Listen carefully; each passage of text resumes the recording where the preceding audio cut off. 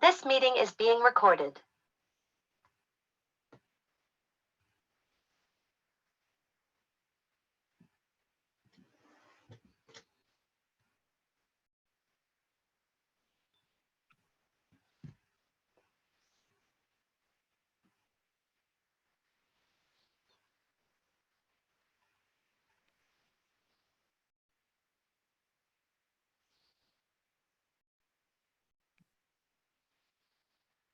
Good afternoon, everyone. This is the CCN Newton and Aki launch for the Children's of Social Care event, which will be starting shortly. Thank you.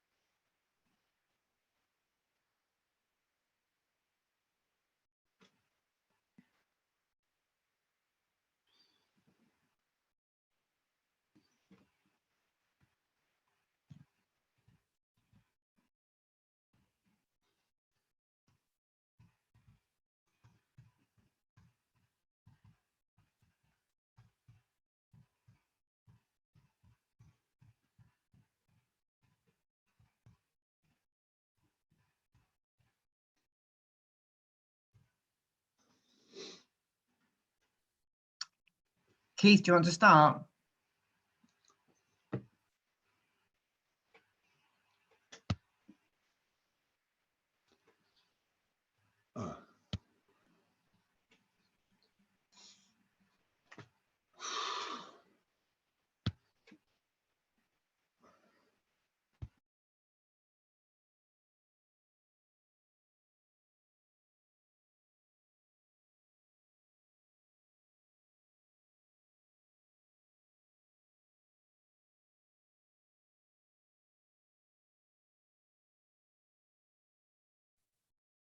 Sorry about this. We seem to have lost our session host, Keith Glazier. John, do you want to start the session off?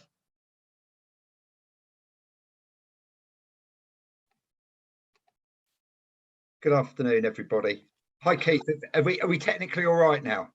Apologies, I am. Yes, I pressed the button and disappeared. Not a good start to the afternoon, but welcome everybody, and sorry about the start. So I'd just like to start by welcoming you all here this afternoon. And at the time of going to press, we had over 150 people confirmed to be here today, which really does show the interest in this across the local authority family, with many external delegates, not just from the county family. So really does demonstrate the concerns around this vital issue. So you can participate in the proceedings today. We're going to use the question and answers panel. So if you have any questions that you want answered after the presentation today, perhaps you would use the question and answer panel, please. So those of you who don't know me, I'm Keith Glazier. I'm the Children and Family Spokesperson for CCN. I'm also the leader of East Sussex County Council. And this is a particularly interesting project for me as an ex-foster carer who for many years has been involved with children and families. It came at the right time for me, and I hope for all of you, because quite clearly we have some important decisions to make going forward. It's likely that in 2022 will prove a very important year for children's social care. County authorities know how crucially reform is needed. In November, CCN highlighted the spiralling numbers of children entering the system, which, if remaining unchecked, could see close to 100,000 children in the care system by 2025. We want to address this so that more children and families can be supported to stay together, and the system is better able to focus on prevention rather than cure. As local authorities, we know that the system is not one of universal service versus acute child protection, but a continuum of services all interlinked to help children and families with the different levels of need that they experience at different stages of their lives. And we want to work together with government, with other key stakeholders to make this system as effective as possible. That is the central reason that we have commissioned this report from Newton to learn how we can best optimise the system in this way. We chose to partner with Newton on this because of their extensive experience in working across many local authorities, and the focus through their work optimising the outcomes delivered by transforming public services. I know all of us today are eagerly awaiting the publication of the independent review, which we understand is set to report very soon. And on that note, we would like to proffer our thanks to the review's chair, Josh McAllister, and his team for all the engagement and mutual support over the past year with the work that we will be discussing today, including this very valuable contribution at the CCN conference in November. We anticipate that Josh's report will pave the way for government to outline its own proposals for reform. With that in mind, we hope that the optimised model for reform we are setting out today will play a part in shaping those reforms, drawing as it does from the knowledge and experience of county authorities across the country. So without further ado, I will pass over to my colleagues who are going to outline a bit more about the report and its findings. I'll just introduce, we have three speakers today. And so we have Luke Tridigo. Luke is a director within Newton's local government team and leads Newton's children's services work. He has an extensive experience over his 8 years with the company, leading both transformation programs in partnership with local authorities and delivering thought leadership projects commissioned by the sector. Luke will be outlining the key findings of the report, which he has written for Newton with the input from stakeholders across the county's authorities and beyond. Then we have Debbie Barnes. Debbie is currently Chief Executive of Lincolnshire County Council after being promoted at the start of the pandemic from the Director of Children's Services role. Through her leadership, Children's Services Social Care has been judged as outstanding. Debbie has received an OBE for her services to children in social care and has also successfully chaired the Improvement Board for support of Rotherham's Children's Services, which has been instrumental in improving the educational needs of children in care, working in partnership with the Department for Education. And then we have Lara. Lara is a care experience consultant from Quorum UK, one of the UK's leading children and child advocacy charities.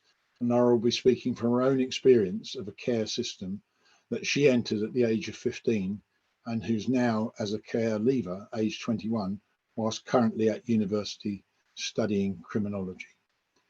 So with all of that, I'd like now to hand over to Debbie. Great, thank you very much, and good afternoon everybody, and thank you very much for joining us this afternoon. I'm absolutely delighted and privileged to be here sharing this report with you today. As Keith has outlined, there is no doubt that the current system is not sustainable due to a number of factors, which I think we all know about. Clearly, Keith has spoken about the fact that our system is seeing a rising number of children needing intervention and needing state care, with those numbers likely to increase from 69,000 in 2015 to what we think will just be under 100,000 by 2025. Secondly, though, clearly children have been significantly detrimentally impacted upon during the pandemic. And we think that the impact of the pandemic will have a really long-lasting effect on our children and young people across our country. We're beginning to see an absolute tsunami of mental health needs emerging. And as we know, many children are suffering from developmental delay due to the lack of social and educational opportunities that they've had over the last 2 years. And thirdly, because of the demand for statutory and specialist services and due to funding challenges, preventative services to ensure that families receive really timely, responsive services to help parents to be better parents is tragically lacking in many areas. And all of this is compounded by the significant challenges that we're all seeing across many aspects of the sector in relation to workforce. So overall, it is absolutely clear that our current system does not enable children to thrive. And we need to grasp the opportunity as we're coming out of the pandemic to shout loud and proud to local government, to tell national government what we think local government think needs to happen to improve the lives of children and young people, especially those in need of statutory state intervention. I believe that we as local government are ideally placed. We're leaders of our place, we understand our place, we deliver services, we work in partnership with other local services. We touch the lives of all children within our communities, be that through our public health role, be it through our early years role or our education offer. So we are undoubtedly best placed to lead this system. So what does the optimised system need? And Luke is going to go through the findings in a bit more detail.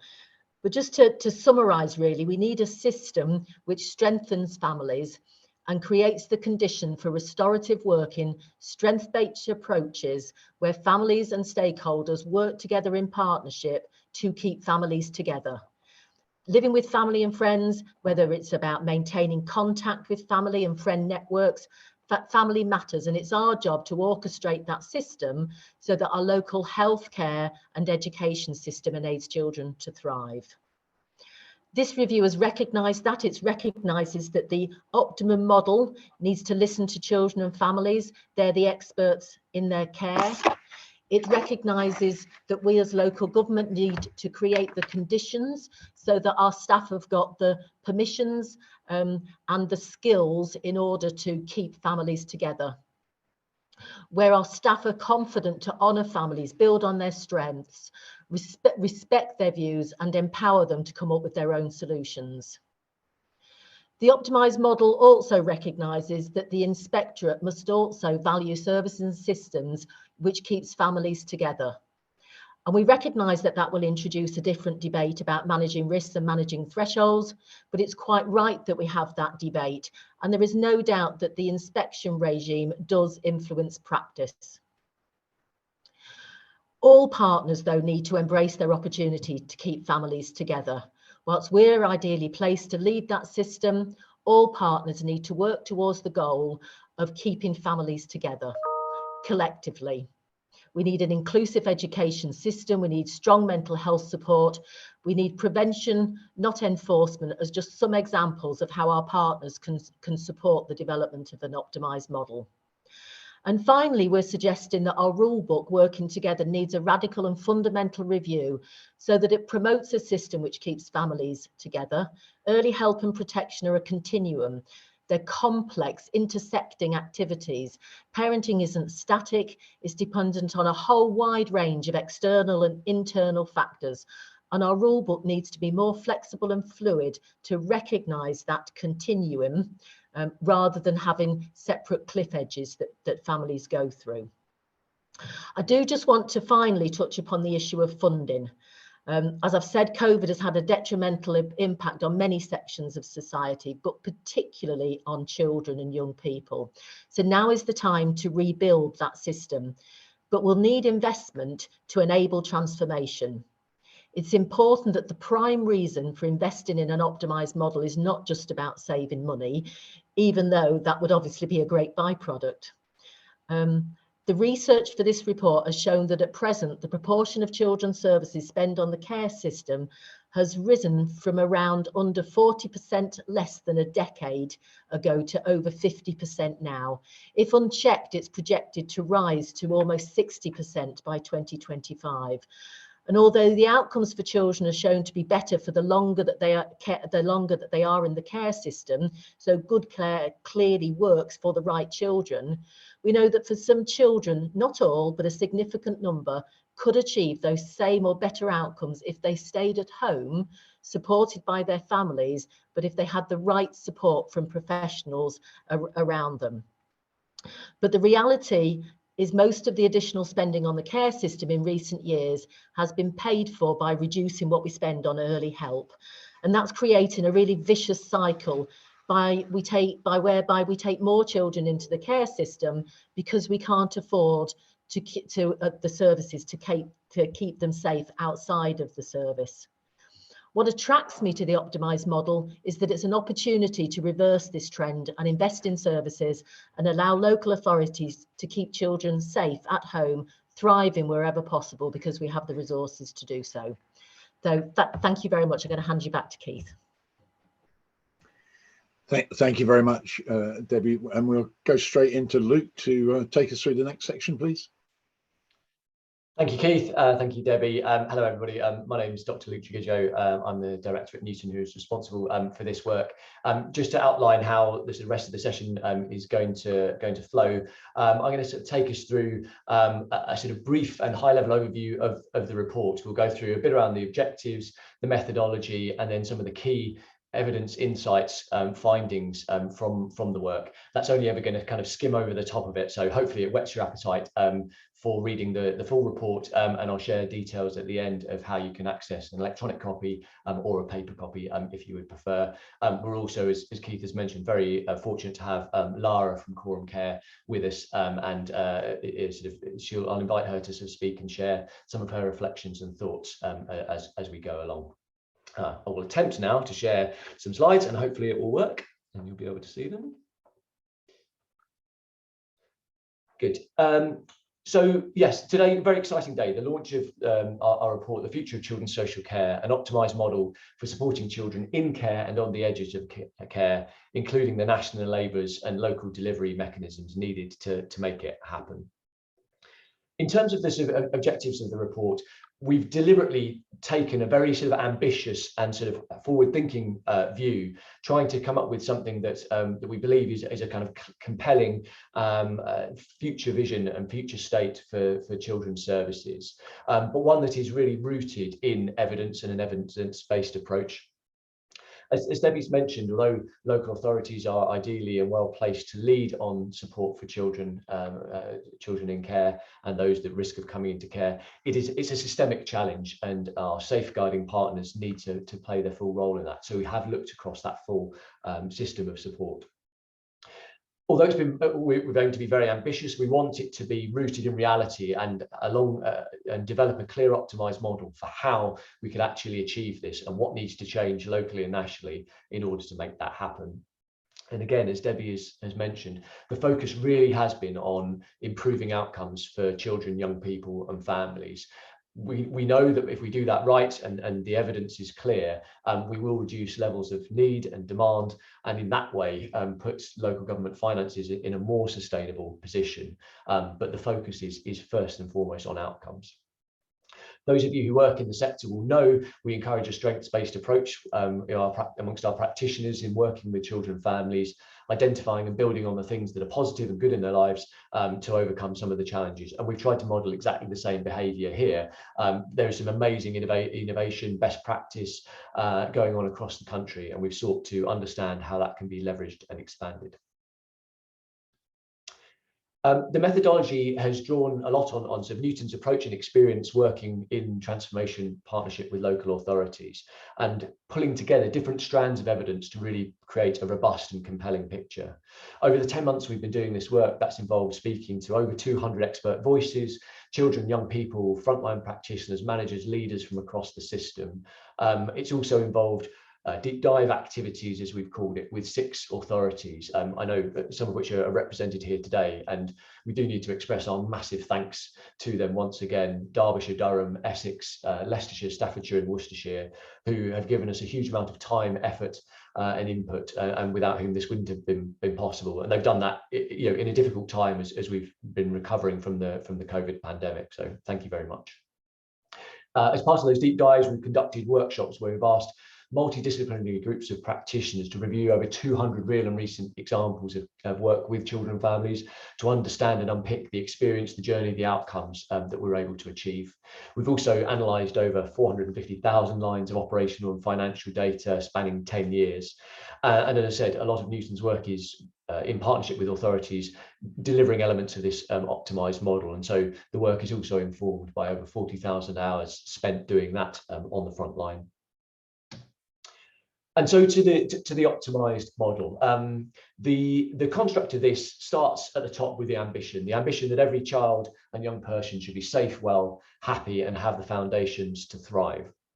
And sitting beneath that are, from what we've developed through the evidence and conversations with system leaders, the 5 key pillars that we think sits beneath that: keeping families together, aligned partnership working, children and young people at the heart, for those in care, the right care, and a great place to call home. And I'm going to expand a little bit on each of those as we go. As I said, the full details of those are in the report. We then really wanted to understand what of the sort of local delivery system and the national enablers needs to change to deliver those to the maximum effect, covering all elements of workforce, practice, process, IT, leadership, as well as those national enablers of funding, inspection and regulation, and indeed policy and law. Before I sort of go further, I just want to sort of draw attention to that central pillar of children and young people at the heart, because that really has informed everything that we've done here. I think it's a phrase that's overused and under-recognised, if I'm honest. In speaking to young people through this work, it's very clear what they say is important to them is often quite divorced and disconnected from the realities that they experience in encountering our services. And I think a much closer alignment of those things is needed as we go forward. The model is ambitious, so as I go through this, I'm sure that those of you who are experienced and work in the sector will understand the scale of the challenge that is ahead of us, but we'll come to the detail of the recommendations at the end and what needs to change to make it happen. So I'll start with this concept of keeping families together. As Debbie said, we face a national challenge where the numbers of children in care has gone up 12% from 2015 to 2020 nationally, and it's gone up 15% for CCN authorities. We sought to try and create new insights as to what is driving that and whether that's the right thing and best thing for children. And some of that is shown on the graph on the right-hand side, taken from the report, where we've tracked over time the number of children coming into care, which is the solid blue line, against the number of children leaving care, which is the dotted red line. And you'll notice some interesting trends that those lines sort of matched each other quite closely up to about sort of 2016. And that since that time, actually the number of children coming into care has declined.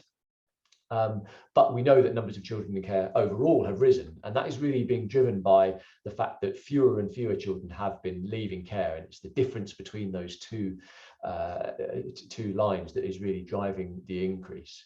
Our further analysis and casework reviews through this work has shown that there's a significant opportunity to achieve better outcomes for children. 39% of the time when children are coming into care, our practitioners believe there is something fundamentally differently we could have done as a system to potentially avoid that child coming into care. And 34% of the time where a child's permanence plan is for them to stay in care, actually we're missing out on opportunities to reconnect them with family, friends or community. There are areas that are really leaning into this in a successful way, and there are some similar hallmarks between them. In particular, all of those areas invest in dedicated support to children and families on both edges of care. Edge of care is a phrase that you will often hear used. It usually relates to children coming into care. One of the key points of this report is to try and extend that and say, actually, it's really important we consider both children coming into care, but those who are in care who could be supported to safely and appropriately leave. I don't think this shouldn't be interpreted as that all is needed is a sort of bolt-on or add-on service. Those areas that are doing this most effectively, and I draw attention to the likes of Hertfordshire, Essex, North Yorkshire, do so as part of a consistent and service-wide mantra of keeping families together, something that underpins every element of their practice, process, culture and mindset. The impact of this could be really significant. As Debbie's already alluded to, we think the numbers of children in care could grow to almost 100,000 by 2025. Our evidence and insight shows that could be 33% lower, i.e. up to 31,000 fewer children in care living at home or with family and community by 2025. Very closely aligned to this concept of keeping family together is the partnership working dynamic. The report goes into this in quite a lot of detail, expanding upon the role of different partners. The one I just want to draw attention to here is this point around mental health. 30 to 50% of the children that we looked at either had an unmet mental health need for themselves or in their carers at the point of them coming into care. And it was believed that that mental health challenge was a significant reason for that child coming into care. Yet, if we look at the period even pre the pandemic, we know that there was a 35% rise in referrals from children's mental health services, and yet only a 4% rise in actual numbers of children seen. So clearly, even before the pandemic, we weren't managing to match our capacity to the demand for this vital service. It's very clearly a national issue, and one that will need greater attention and funding.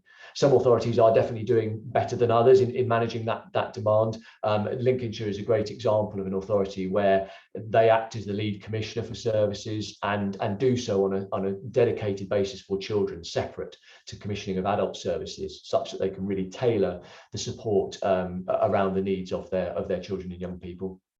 So this, combined with the mantra of keeping families together, could reduce that range of children coming into being in care by 2025 from 86 to 95,000 to 64,000 to 77,000. So a significant impact. Whilst we believe it's right that there's that dedicated focus on keeping families together, clearly for some children and young people, the right thing in their best interest will always be for them to come into our care, and providing the very best experience and outcomes and platform for the future is a really vital part of this ambition. In speaking to children and young people, some consistent themes come through, one of which is the importance to them of stable, quality relationships with the people around them, including practitioners and professionals.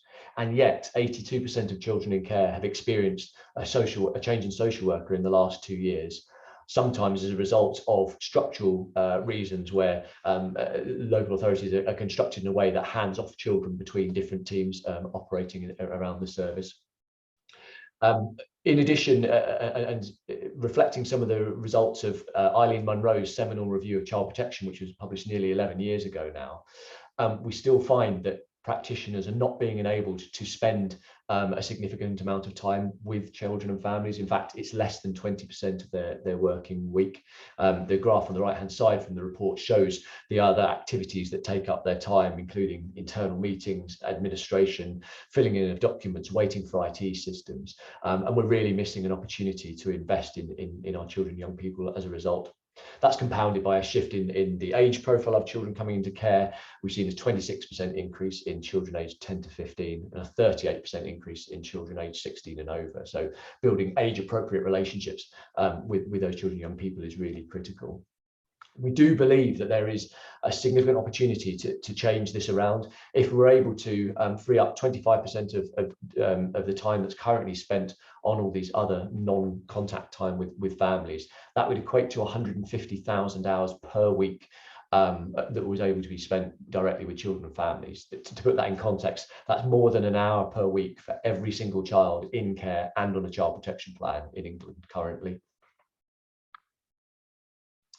The final pillar I want to mention before I'll hand over to Lara is then the concept of a great place to call home. This was the other thing that came through really strongly in conversations with children and young people. They called us out on you'll often hear the word placement used, and they were really clear. It's a home, it's not a placement, and it needs to be constructed in such a way that it is a great place to call home. We've seen a significant shift in the types of home in which we're accommodating our children in care. There's been a 27% rise nationally in the proportion of children in residential care since 2015 to 2020, and a 33% rise for CCN authorities. Alongside that, we've seen the cost of those residential care provisions go up from an average of £3,000 a week to £4,000 a week. When we've dug into that deeper, actually in 54 to 67% of those situations where children are going to residential care, practitioners believe that is not the best thing to meet that child's needs and to secure the best outcomes for them. Often they've tried to secure more family-like homes for them, including foster care, but often due to a lack of capacity availability, they're not able to secure those. And this is an area where it's really clear a national effort is required. There are things to be done locally. There's greater collaboration needed regionally to gain the economies of scale required to manage the market, but also investment and changes needed at a national level, including in the inspectorate. We think the power of this could be really fundamental. 37% to 41% fewer children being housed in residential care, and those being in more family-like settings, which is equivalent to 3,300 to 4,400 children in 2025. I'm going to pause there. I'll come back and just summarise with the recommendations and impact, but I'd like to hand over to Lara now, who's going to talk a little bit about her experiences. Hiya, so my name is Lara and I'm a care leaver. I currently study criminology and criminal justice, and I'm a care experience consultant for Coram. I'm incredibly proud of all the things I've achieved, even with the setbacks I had compared to my peers, but there's a lot of things I need changing to give all those with experience of the care system the best opportunity to thrive. There is an urgent need for change within the social care system. Young people need consistent, genuine relationships with the social workers and personal advisors. They should not be having constant changes every few months and having to repeat the introductions and developing a trust only for the professional to change again. Earlier in January, I got the news I had to move home, and getting a hold of my PA was really difficult. Then suddenly I received a text message a few weeks later saying I have a new PA who wanted to meet me, but I had no warning or even a goodbye from my previous PA. Wouldn't it feel pretty full if someone who was supporting you just suddenly disappeared without a goodbye? It's really hard to form a trusting bond if there's a chance they'll leave out of the blue again and again. I have had over 15 different social workers and PAs work with me since I entered foster care, possibly more, but I can't remember. But only 2 have had a direct, incredible impact on me who I really cherish, and I still remain in contact. I strongly believe that consistency is key. It's incredibly important. For example, when I applied for university, the PA I had during that time was remarkable and sorted everything for me that she could. When she left and I got a new PA, it was so difficult trying to even contact her. I had to be the one to inform her of the grants that I received at the beginning of the new academic year. And I only just this week received my birthday and Christmas money from last year. Now, my new PA is very promising, and within only 4 weeks of knowing her, I've been checked in at least once a week by her, but I'm still anxious and wondering how long she's staying, and too anxious to form a genuine relationship, as I'm very aware this is just her job and she is due to leave soon again. Recently, I have been wondering what would have happened if I hadn't chosen the route to go to university. If I had not applied for university, right now I am 21 and my support would have stopped. Yet I am still struggling. I can see my friends who are even older still going to their parents for certain things they need help with. What about the young people who do not want to pursue higher education and they are left with minimal support when they turn 21? Age should not determine when my support should stop, as every individual has a different pathway, and having longer support in place shouldn't be the reason why the young people apply for university. I still view myself as a child. There are still so many things I don't understand and need help with, such as housing, taxes, and finances. And there are also other relationships that are important to focus on, such as siblings and foster carers. Siblings are really important for young people to stay in touch with family, but what happens when that is removed? For me, when I went into foster care, my mum was so scared of my sisters going into the system that she removed all contact and took them to Poland without informing anyone. I felt really isolated and scared for them, but I wish that when they had returned to the UK that there was more involvement, as it still took so many years before my sisters are now all in foster care. My mum needed support, and I felt like it was not flagged as important until I had to step in and spoke up about what was happening. I was very grateful for my social worker at that time to put in all the effort she could to make sure I had the chance to see them. She was my stepping stone to finally being able to form a good relationship with my siblings despite obstacles in the way. Also, foster carers certainly need more financial support. I was incredibly grateful for their support and everything they taught me whilst I grew up with them. I definitely went out of my comfort zone and developed healthy boundaries. But as I was staying put, I was very aware they had received less financial support and I felt like a burden and therefore left earlier than I had planned. I was very confused of accommodation, deposits, contracts, but I also felt rushed as I didn't want to cause any financial burdens for my foster family. I wish I had the chance to stay with them longer. They were really supportive and I really missed the routine and family games and spending time in the garden. Turning 18 made me feel like I'm suddenly not eligible to have a family and that I'm out there alone. I'm aware social workers and personal advisors have too many young people in their care for one person, as well as the exhausting amount of paperwork. I suggest less paperwork, more working with the child, support the child and actively be the main source and point of contact. Having more interaction and a genuine bond with the professional would be what I consider a good relationship that would make a direct positive impact. Support us and talk to us more often. We're not cases or files. We are children who just didn't have the best of luck in family life. I ask that all local authorities look at how they can keep social workers and PAs working for longer. I ask that professionals build trusting relationships with the young people and have more active involvement. And I also ask that there are more frequent checkups on those who have left care so they don't feel like they have to do everything alone. After all, my peers still have families. They go for support well into their 20s without a limit of age being put in place. So why should my corporate parents not do the same? Relationships are vital for us young people. Please be there for us and don't lower our needs due to a year we were born in. Thank you. Thank you, Laura. Really powerful stuff. I'm just going to wrap us up before we sort of move into time to answer people's questions. Laura has very kindly agreed to stay around, and I'm sure happy to answer any questions as well. I'll just share my screen again just for the final few slides.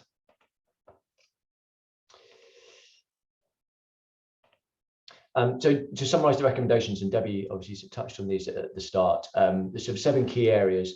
I'll give a high level overview, but again, these are explored and explained in a lot more detail in the report itself. Right up front of this, the evidence suggests that local government should remain at the heart of delivering protection and support to children.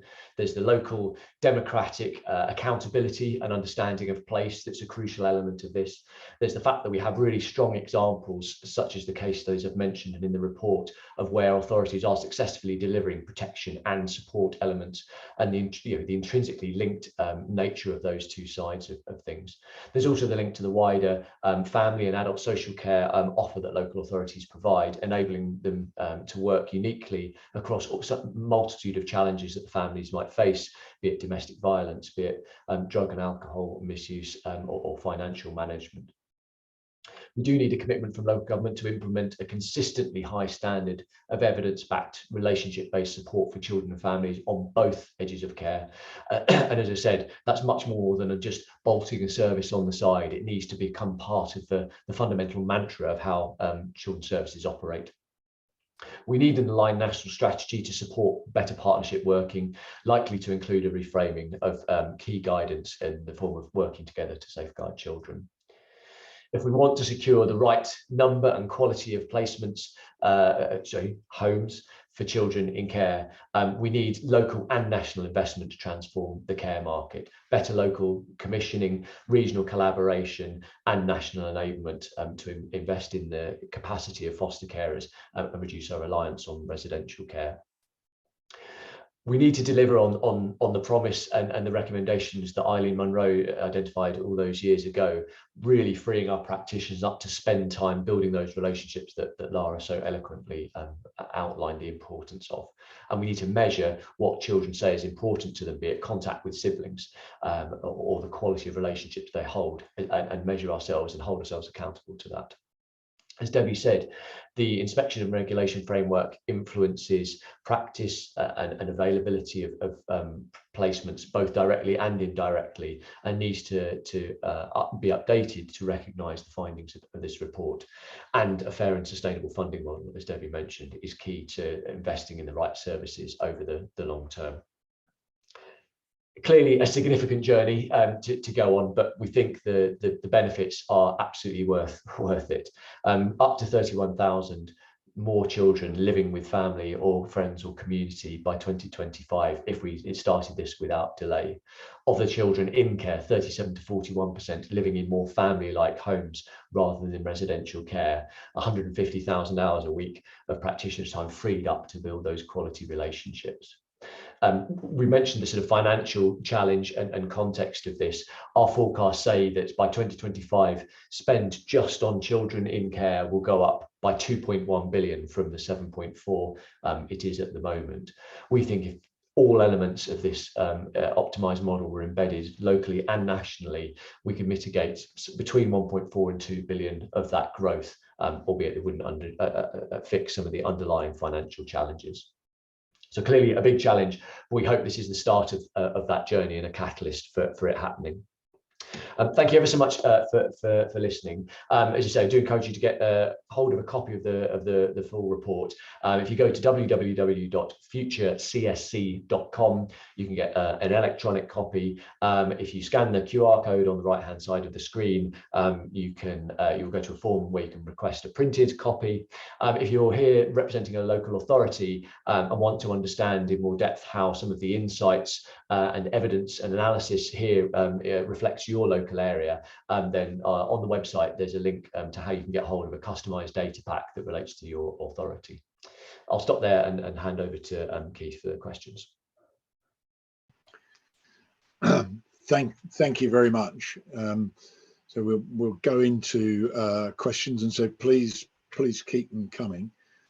I have the first question here from Helen Lincoln. I'm not certain that working together needs a fundamental rework. It holds child protection well and helps with graded response to abuse and neglect.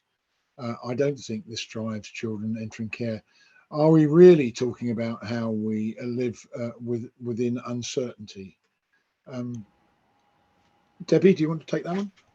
Yeah, I'm happy to take that, and thank you very much, Helen, for the question.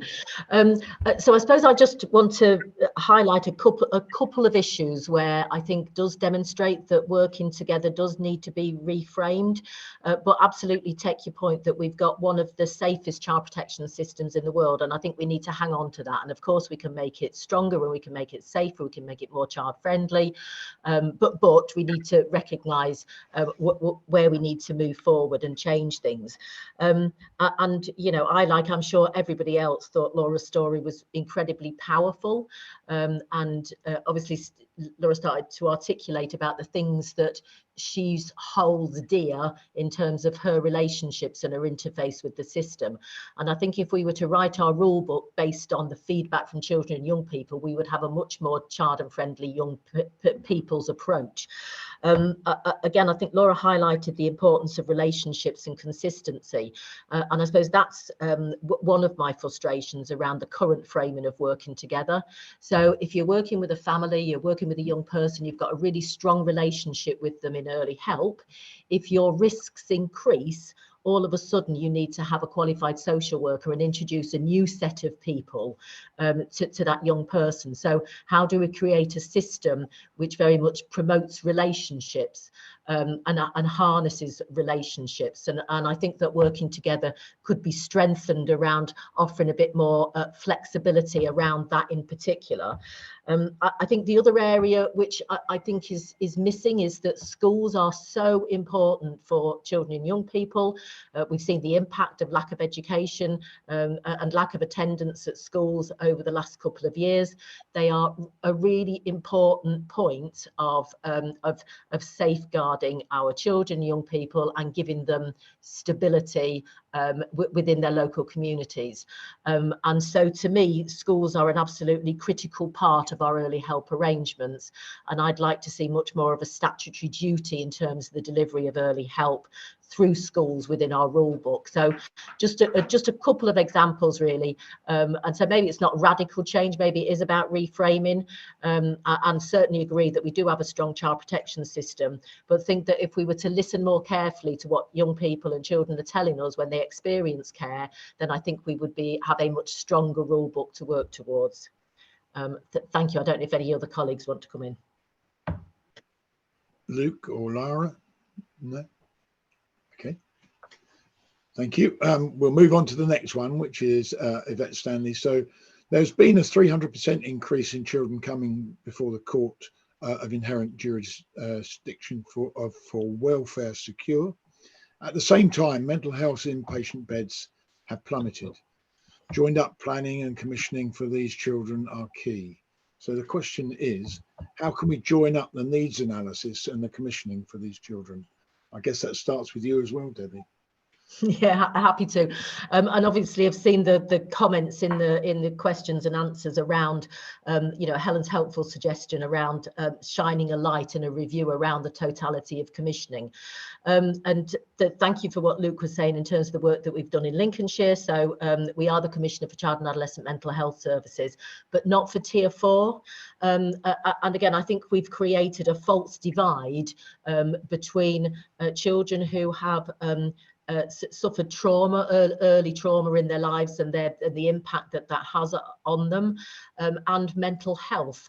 There is no doubt that there is a cohort of children that desperately need specialist help, regardless. And so the more that we could look at integrated commissioning at a local level for the totality of those services, I think the more we're able to be responsive. So completely agree and would absolutely echo what Yvette and Helen have said in the chat, that there does need to be a review in this area and a light shone on, you know, all secure, including secure welfare, but not just secure welfare, all secure, and the impact around mental health services, particularly inpatients.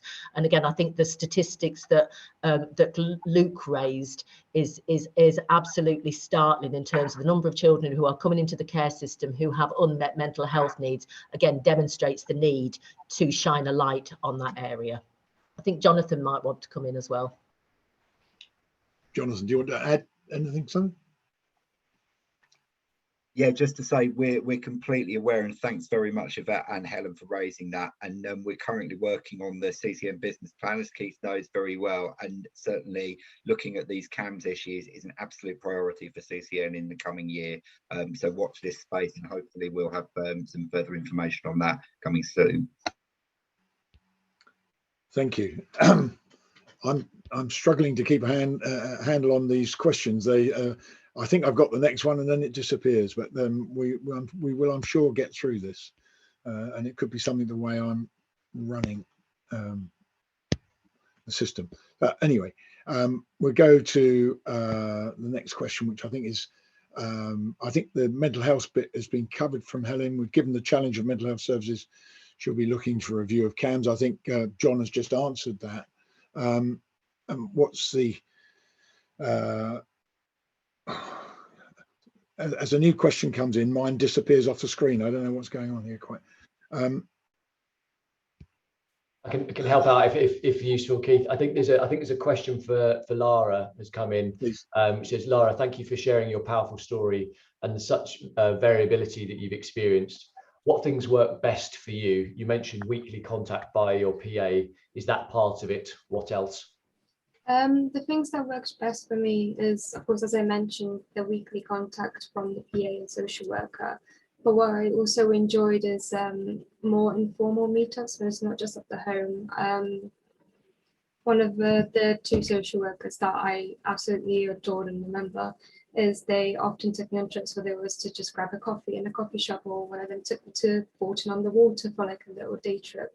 And it's just those little things that made like a massive difference for me. And I felt like I could have a long conversation and fully open up and tell them about all the things that might be bothering me, or that I would need more help with, or just little conversations. And with PAs, I just really appreciate more frequent meetups. Like I'm very grateful when I get text messages at least once a week. That to me, oh my God, yes, that's great. I'm so happy that I'm in their mind and they're thinking of me and wanting to check up. But I would really want more meetups and see them in person. Obviously, I know there's different counties or different areas have different COVID restrictions, but even like a video call, my previous PA loved to do video calls with me during COVID. And I loved that because I was like, yay, she wants to see my face, she wants to talk directly to me. And that made a more of a direct impact for me. Thank you. Luke, I'm struggling with my electronics again. Could you take the next question, please? Yes, I think the next one coming through, well, there's one question I think it'd be good to ask a little bit more of the person asking the question.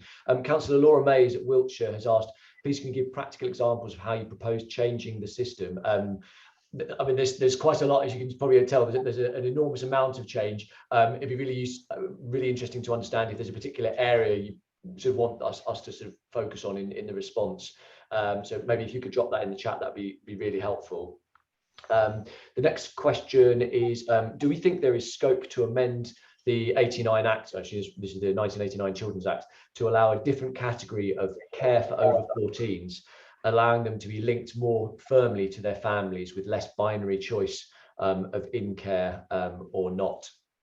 I think that's an interesting one. I know I don't know who asked the question. I know colleagues from across the County Councils network have thought about this and talk about sort of concept of permeability rather than permanence potentially in care arrangements for older children, where some of those sort of more external risk factors aren't magically solved by a child coming into care. Debbie, do you want to say something further about that? Yeah, thank you. I think it's a really good question. I think it came from Matt, and I think that's part of the challenge around why we're saying working together needs to be reframed. Because you know, we are seeing a greater number of adolescents coming into the care system, primarily because of risk in the community rather than necessarily risk within the family. And what we're seeing is that most of those young people want to retain a relationship within the family. The family networks matter to them, and yet and then when they reach 18, they tend to go back to their families as well. So clearly we need to have those resources to be able to work long term with families, so that they've got the skills and abilities to be able to you know, parent young people. But absolutely, I think that's a really good example of where working together could helpfully be reframed. Exactly what the answer is, I don't think we've got, and we didn't go into that in the report, just really to highlight that as a sector, we want to engage and have a conversation about what the rules could look like for different stages and different ages of children who require state care intervention. Thank you, Debbie. Yeah, more questions coming in. One from Councillor Heritage at Hertfordshire County Council. I haven't read the report yet. Have you covered the fact that many NHS bodies do not work so well with local authorities? Have you covered the potential of the new integrated care system? Again, there is inconsistency across the country. I think a really interesting and good point. Yes, there's definitely a greater exploration of that in the report. I think we've seen great variability in the sort of the quality of relationships with lots of different partners. Where it works well, it often relies on a huge amount of time, effort and investment from leadership to sort of build those personal relationships and to try and sort of filter that trust and sort of local vision downwards, but it's sort of perhaps sometimes fighting against the system. I think I want to be critical of NHS colleagues. It came across very clearly how children coming into care often face a multitude of challenges, and taken in isolation, the level of need in a particular area might not meet the threshold for an NHS response, you know, prioritising as they do on the level of clinical need. Local authorities in that position to look more holistically across the family can see how these individual elements are creating a crisis. And again, I think that comes to this bit about the free framing of working together, in that how do we encourage more of that holistic view across the partnership, such that we prioritise based on the impact of those individual needs rather than treating them in isolation. Again, Debbie, I don't know if you want to add anything to that, or particularly comment on the second part of that around impact of ICSs. Well, just reiterate that absolutely we have in the report highlighted the importance of all partners working together towards the single vision, and you're right, there is a lot of variability, but I think that's part of one of the recommendations around calling for a national strategy around children and young people, so that all of the departments share the same ambition for children and young people.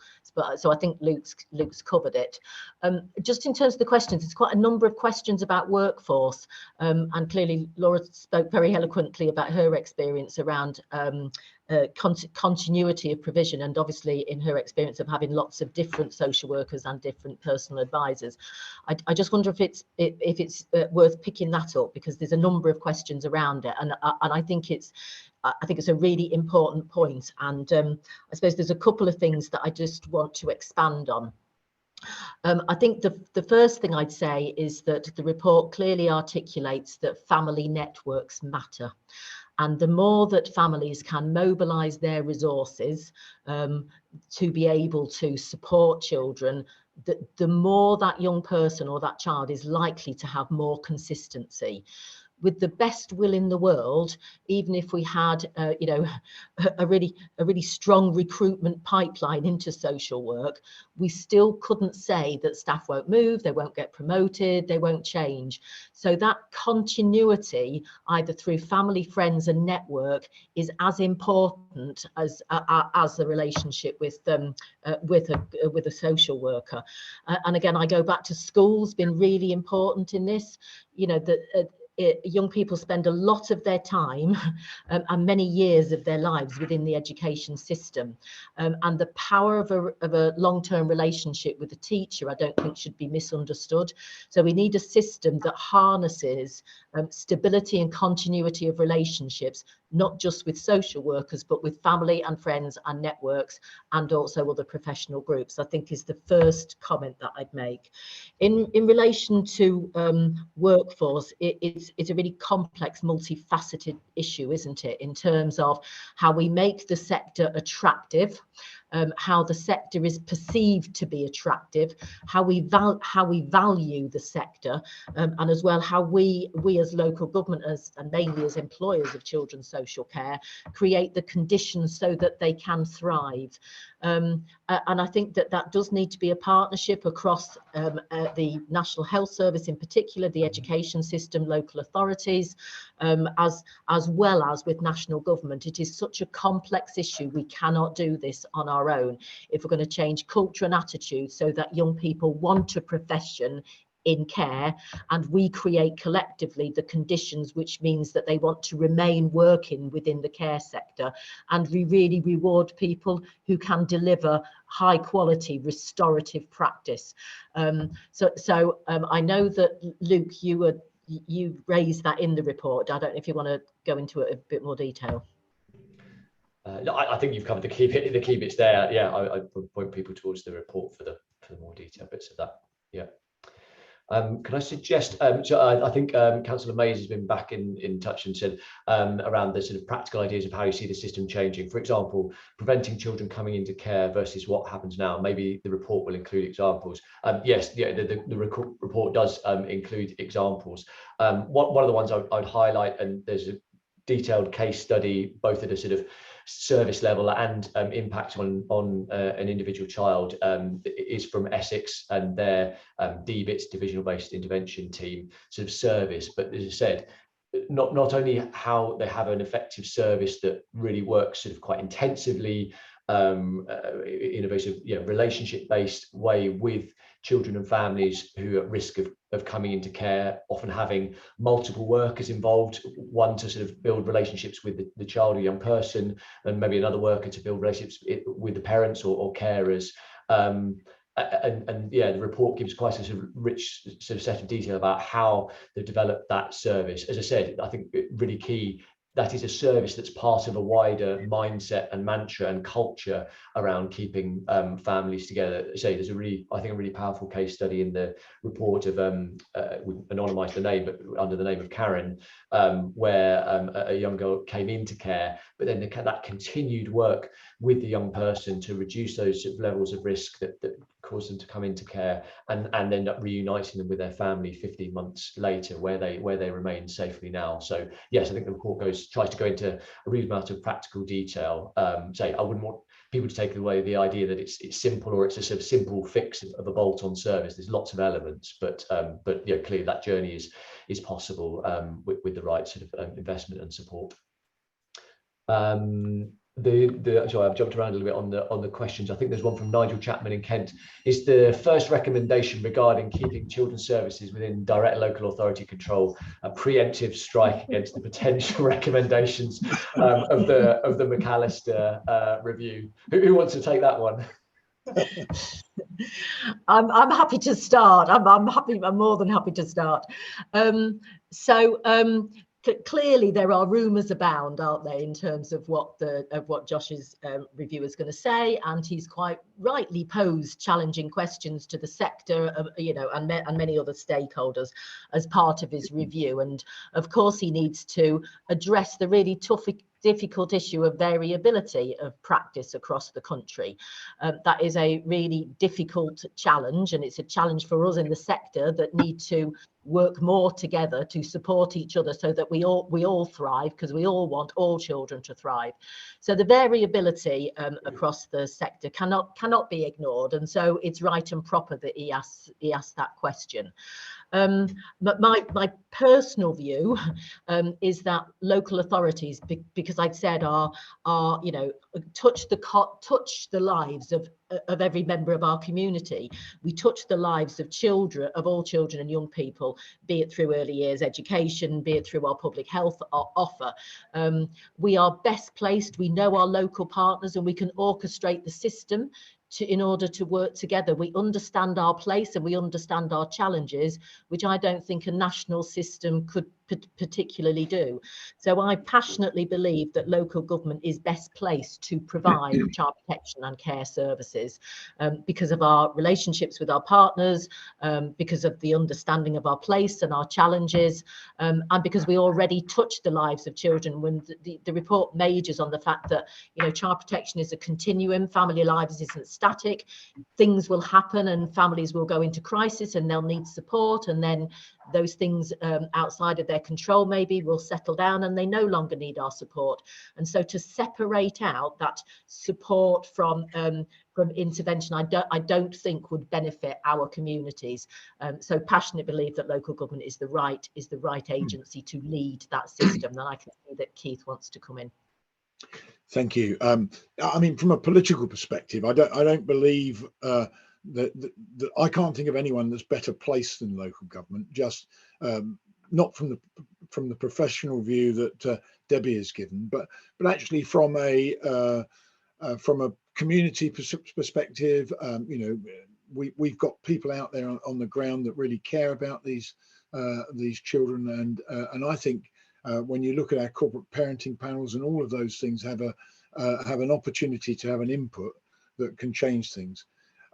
Where else could it sit is my view. I mean, if you created another agency, how on earth is that suddenly going to have more information than we and our partners currently have? So I genuinely believe it is an opportunity for us to show Josh and government that the best place for child safety, for kids in care getting the best that they can, still lies with us. And as I say, I think there are genuinely, listening to what Laura said, views held that we can change things. And I just go back to when I first started this. We had many foster children, and I think bar none, the main factor that kept them all together was they still, despite what they'd been through, loved their parents and wanted to remain engaged. And I know there are times when that can't happen, but generally speaking, I can't think of an agency that would have the backup that local government has to provide that.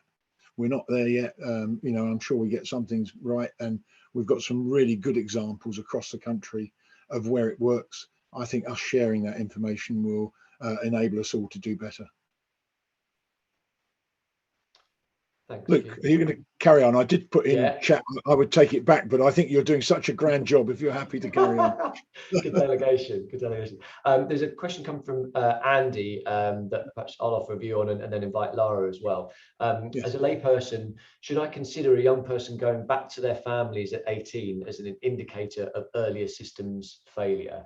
I think no, not necessarily. I mean, what we've clearly shown here is the sort of, at a national level, there is definitely a trend of fewer children leaving care before 18, and definitely some missed opportunities to explore and support potential return to family, friends or community. I think often as a result of pressures and that sort of kind of work and effort being deprioritized over some of the kind of crisis situations of children potentially coming into care. But so from my view, it's always a case by case situation. For some people, that's going to be the right thing. For others, not. So I think there's a national trend, but we mustn't lose sight of the fact this needs a very tailored and individual approach to every situation and circumstance. Lara, do you want to comment on that? Yeah.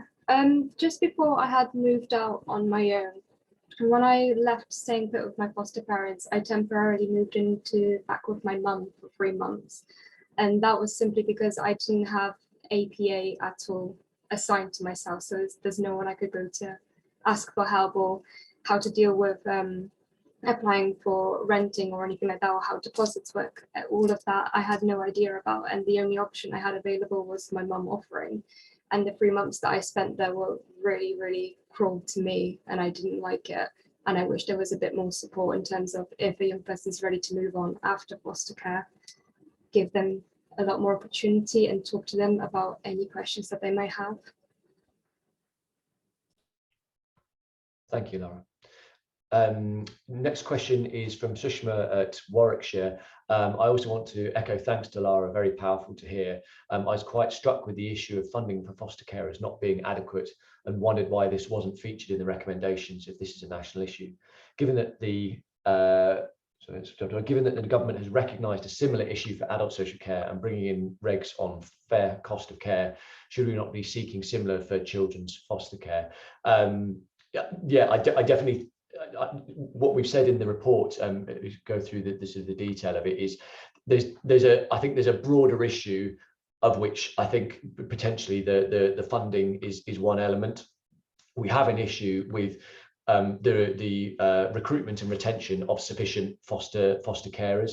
It's interesting, the number of children in foster care has gone up, but the proportion of children in foster care has gone down. So we are recruiting more foster carers, but we're not able to do that at a pace that keeps up with demand, and that's definitely a national challenge. So what the report calls for is a national effort at all elements of the sufficiency of foster carers, and that there are, I think, a number of levers to pull on that. I know certain people have commented on the fact that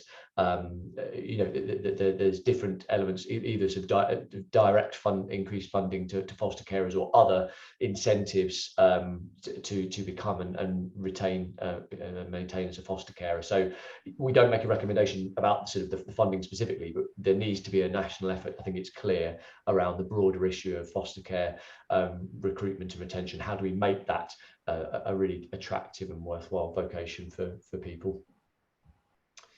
Have we got any more questions in the chat? Did the deep dive give any new insights to retention of staff? It's an interesting one. We have sort of commented it on the report. I think this is one where we see a lot of variation between areas at a national level. Looking at the sort of the national levels of staff retention and turnover, there isn't. I wouldn't say it's the most significant challenge. The levels of sort of retention are pretty good at a national level, but I appreciate that does hide a lot of variation and challenges on a more local level. But we haven't gone into that in depth and detail, I'll be honest. Debbie, I don't know if you want to comment on that at all. I know you mentioned about making it a couple of things, and seen a couple of comments back around variability, and I completely and utterly agree. Of course, you get variability in every single walk of life, don't you? In everything, every single service, everything, you get variability. Of course you do. So I'm not saying I subscribe to that, but recognise that you do. I just really wanted to cover the additional point in that question, which is around the placement market, so the residential market placement, which clearly we are all seeing increasing costs and real demands and pressures in relation to. And the report does start posing questions around whether or not we've got the right approach around commissioning those places. And it asks a question really in terms of scale.